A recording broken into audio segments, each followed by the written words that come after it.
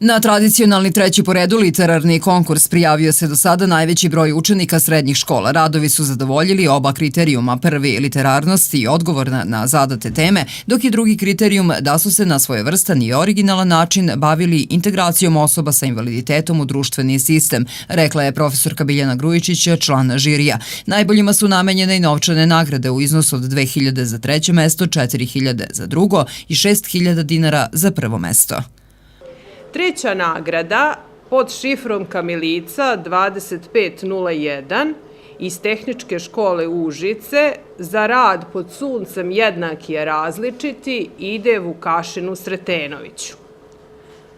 Druga nagrada pod šifrom Beograd 2000 pripada Užičkoj gimnaziji i još uvek tražimo dobitnika koji će se svakako obradovati kada bude saznao da je nagrada u iznosu od 4.000 dinara.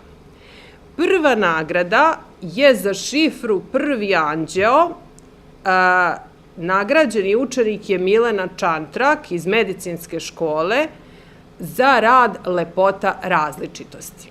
Premijer nove godine na nivou Srbije su nagrađeni najbolji novinarski radovi u televizijskom radioformatu i rad objavljen na internetu. Prema rečima člana žirija novinarke Biljane Kuzmanović, od ukupno 19 pristiglih radova od 16 autora, nijedan rad nije imao iz štampanih medija.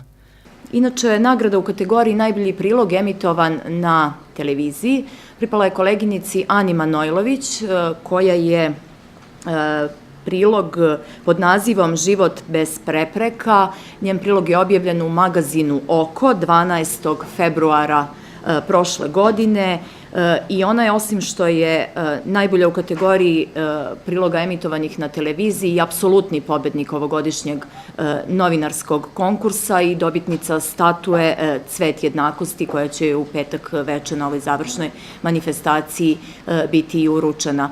Radio prilog Mirjane Damjanović-Vučković je najbolji u ovoj kategoriji, emitovan na radioteleviziji Vojvodine prošlog februara. Milanka Lana Nikolić je najbolji rad objavljen na internetu Nisam baš heroj sa hendikepom uradila prošle godine u septembru na portalu Pasaž. Za nagrađene je obezbeđena novčana nagrada u vrednosti od 15.000 dinara. Dobitnik Cveta jednakosti za doprinos boljeg položaja osoba sa invaliditetom, koji treći put dodeljuje udruženje, ove godine je fudbaler Nemanja Vidić, zahvaljujući dugogodišnjem doprinosu radu udruženja. Po njegovoj želji do sada se nije govorilo o tome na koji način je on dao svoj doprinos, ali ovo je, kako ističu u udruženju distrofičara, način da mu se oduže. Iako neće biti u prilici da lično preuzme statu u Cvet jednakosti, učinit će to neko iz njegove porodice. I ostali dobitnici nagrada svoje radove će predstaviti na svečanosti u Gradskom kulturnom centru u petak 18. marta od 19 časova.